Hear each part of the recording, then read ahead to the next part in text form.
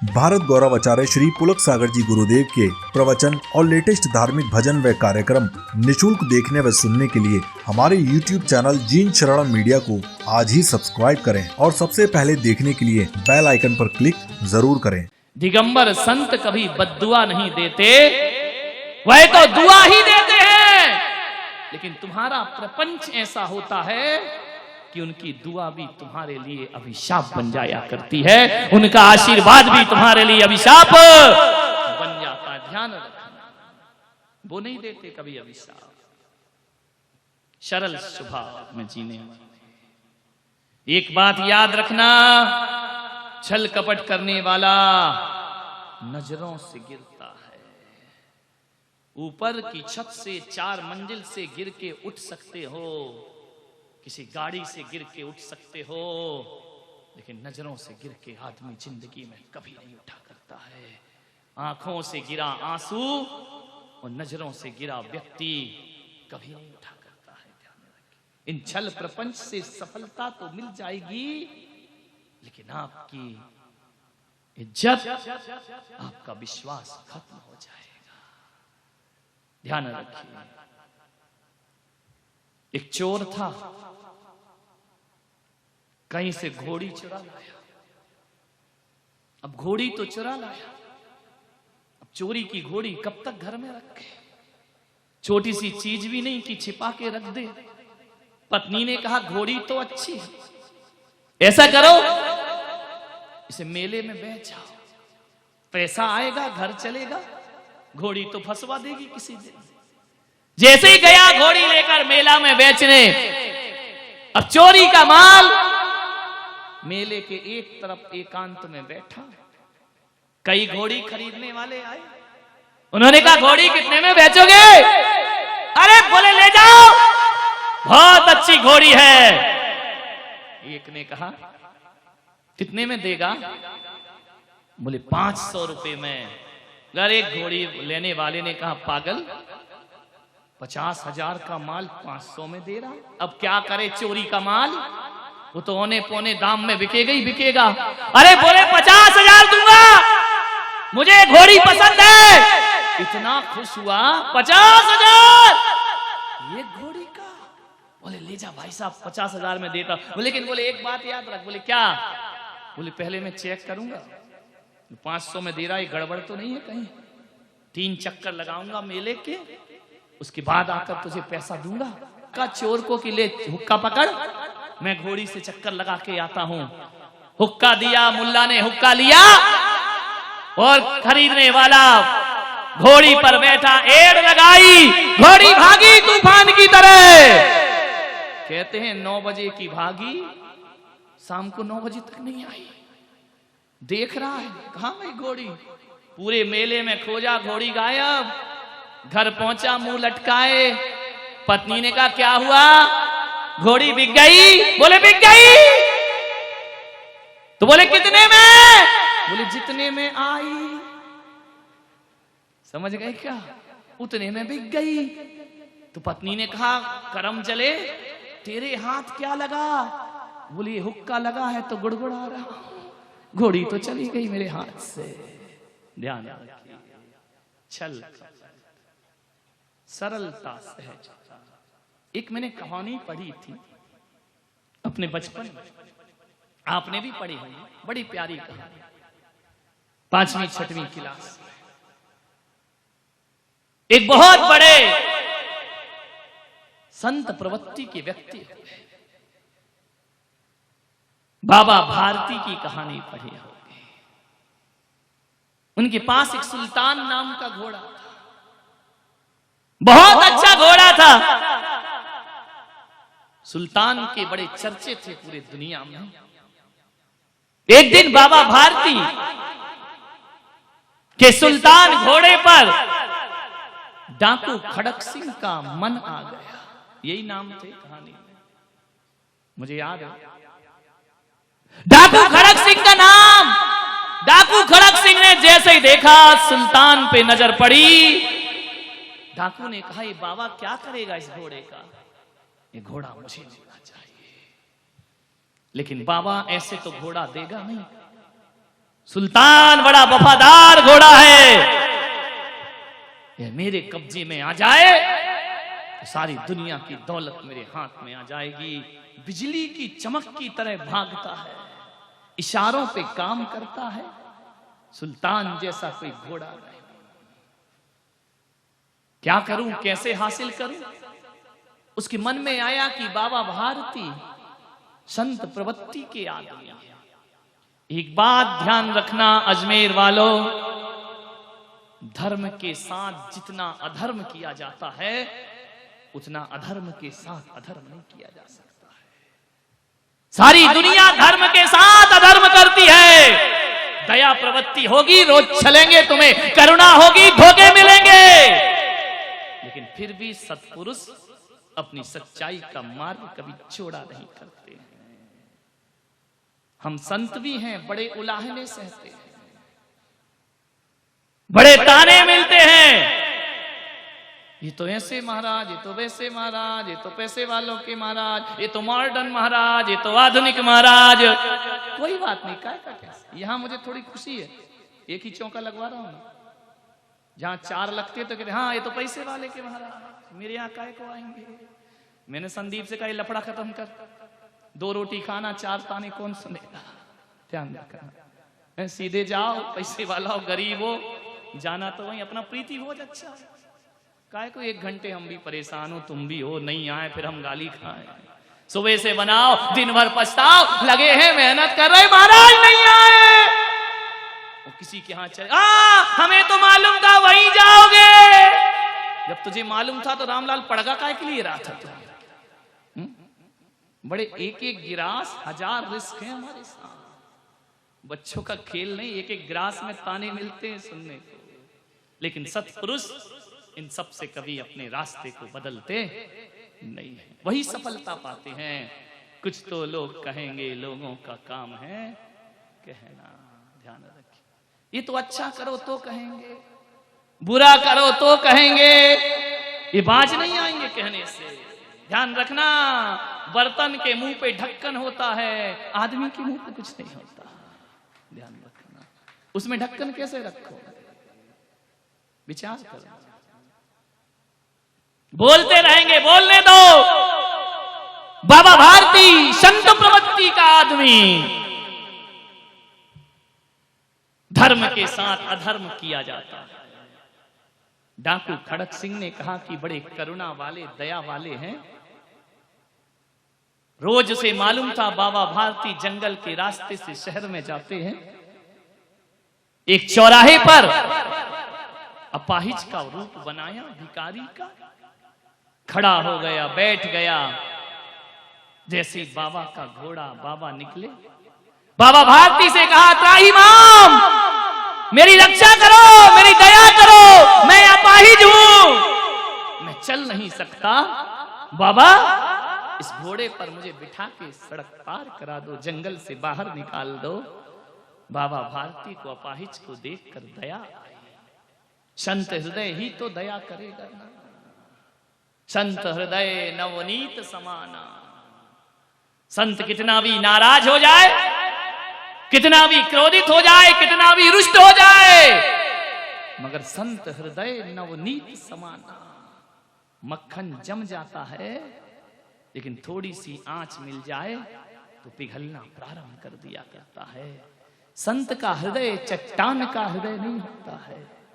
कभी कभी जिंदगी के सफर में अपने भक्तों से, अपने शिष्यों से रुष्ट हो जाता है, लेकिन जब वह भक्त अपनी भक्ति की आंच दिखाता है तो संत का हृदय पिघलना प्रारंभ हो जाया करता है। बहुत जल्दी पिघलते हैं, इसलिए लुटते हैं। पिघल गए बाबा भारती, दया आ गई। बोले आ बैठ, मैं पैदल चल लूंगा, तू घोड़े पर बैठ जा। जैसे ही घोड़े पर उस अपाहिज को बिठाया, लगाम पकड़ी और घोड़े पर जैसे पैर की एड़ लगाई, घोड़ा बिजली की तरह भागा, बड़ी जोर से हंसा। लुट गए बाबा, सुल्तान अब मेरा हुआ, इस पर तुम्हारा कोई हक नहीं है। बाबा भारती ने देखा अपाहिज बनकर लूट लिया। बोले मैं डाकू खड़क सिंह, मेरा काम रोज का लूटना ही है। बाबा अब बिना घोड़े की जिंदगी जीना सीख जाइए, सुल्तान मेरा हो गया है। बाबा भारती ने कहा ओ डाकू खड़क सिंह, एक बात सुन ले, हाथ जोड़कर मेरा तुझसे निवेदन है। बड़ी प्यारी कहानी है। तुझसे मेरा निवेदन है कि जिस तरह से तूने मुझसे छल करके घोड़ा लिया है, ये बात तू किसी को बताना मत। खड़क सिंह ने कहा बताना मत? लगाम लगाई, घोड़ा खड़ा हुआ। बोले किसी को बताना मत, ये बाबा भारती तुझसे हाथ जोड़ के निवेदन कर रहा है, ये किसी को मत कहना कि मैंने सुल्तान का हरण अपाहिज बन करके किया है। बोले क्यों? बोले इसलिए बाबा भारती ने कहा यदि ये घटना तू किसी को बताएगा तो ये दुनिया अपाहिजों पर विश्वास करना छोड़ देगी, ये दुनिया अपाहिजों की सहायता करना छोड़ देगी। तू मेरा घोड़ा ले गया कोई बात नहीं है, लेकिन इस दुनिया में जो सचमुच में अपाहिज हैं, तेरे इस छल से लोग सेवा करने का धर्म भूल जाएंगे, लोग दया करना भूल जाएंगे, करुणा करना भूल जाएंगे। इस बात को राज रखना। हाँ तुझे कहना है तो ये कहना कि मैं बाबा भारती से छीन करके घोड़ा लाया हूं, छल करके घोड़ा नहीं लाया। चला गया डाकू खड़क सिंह। जैसे रात भर उसे नींद ना आई, एक बात सीने में चुभ गई कि लोग अपाहिजों पर विश्वास करना छोड़ देंगे। मैं भी आपसे यही निवेदन करता हूं कि धर्मात्मा होकर छल मत करना, वरना तुम्हारी इस हरकत से लोग धर्म पर विश्वास करना छोड़ देंगे। आज साधु संत गलत काम करते हैं, तथाकथित धर्म पे आस्थाएं डगमगा जाया करती हैं। मान्यवर बहुत बड़ा अपराध है ये। रात भर डाकू खड़क सिंह सो ना पाया, करवट बदलते रहा कि ये मैंने क्या किया है। रात की नींद बेचैन हो गई। अंधेरी रात में 2-2:30 बजे रात में सन्नाटे में डाकू खड़क सिंह अपने जंगल से निकले तो डाकू उठा के ले गया ना। कहां हो तुम सुल्तान? रात भर बाबा भी ना सोए, मोह हो गया उस घोड़े से। जैसे ही अस्तबल की ओर देखा सुल्तान बंधा है, दौड़े दौड़े गए, लोटा फेंका जल का, मेरा सुल्तान वापिस आ। तू कैसे आया? देख देख सुल्तान, गलत मत करना, वो तुझे छल से ले गया, तू तो छल से वापिस नहीं आया ना। सुल्तान ने सिर हिलाया, पीछे घोड़े के अस्तबल के पीछे खड़क सिंह खड़ा है, झार झार आंसू बहा रहा है। बाबा भारती ने कहा खड़क सिंह क्या मेरा घोड़ा पसंद नहीं आया? बोले पसंद तो इतना आया कि तुम्हारे घोड़े पर तो अपना जीवन निछावर कर दूं, लेकिन बाबा भारती मुझे क्षमा करो। चरणों में लौट गया, आंसू की धारा बहाने लगा और कहा कि बाबा मैं बहुत गलती में था।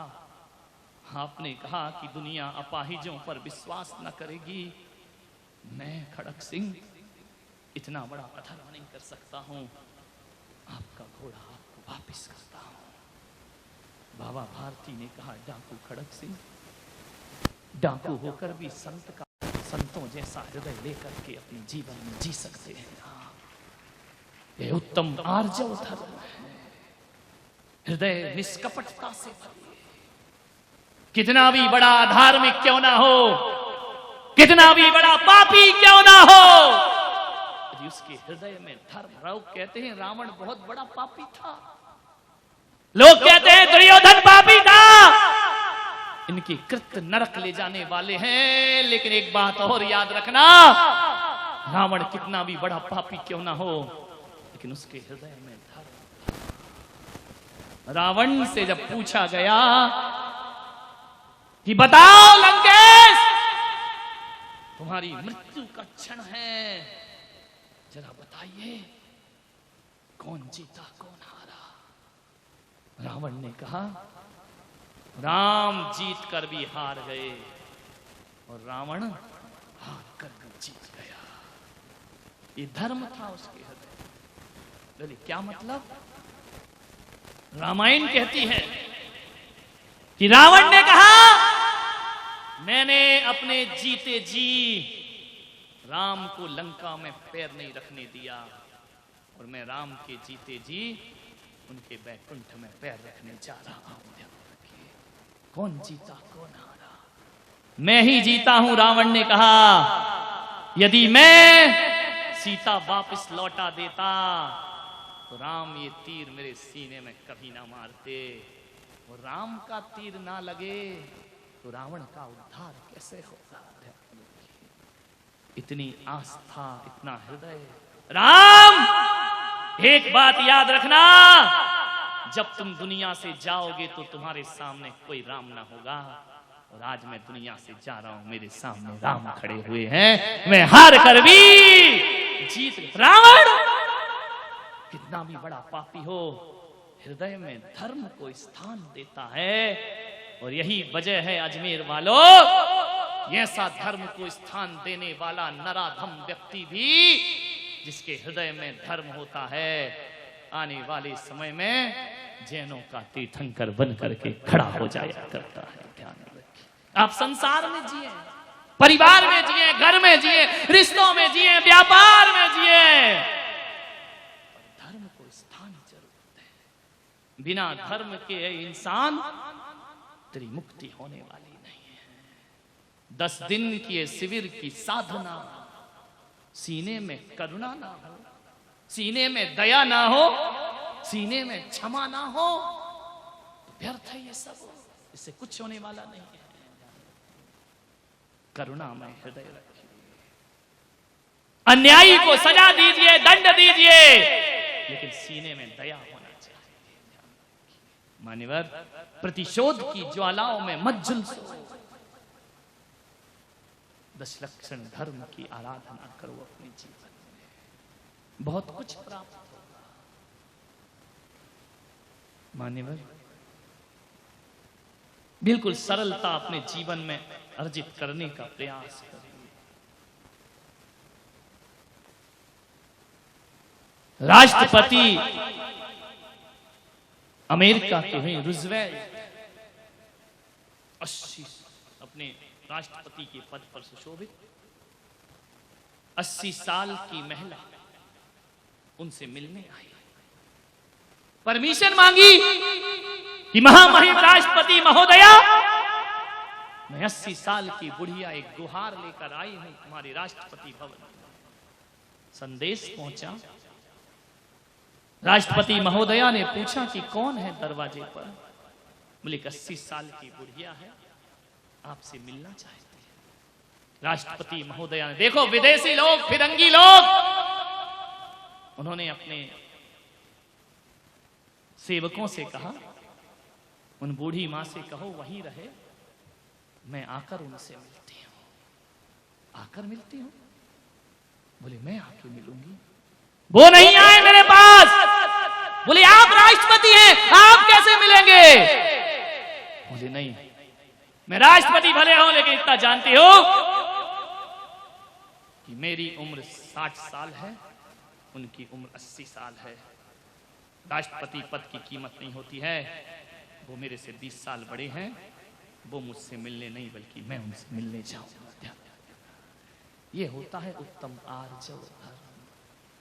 मानिए, नेताजी सुभाष चंद्र जी बोस एक जगह भाषण दे रहे थे, किसी ने एक जूता फेंक करके मारा। संसद में तो आजकल बहुत मारे जाते हैं।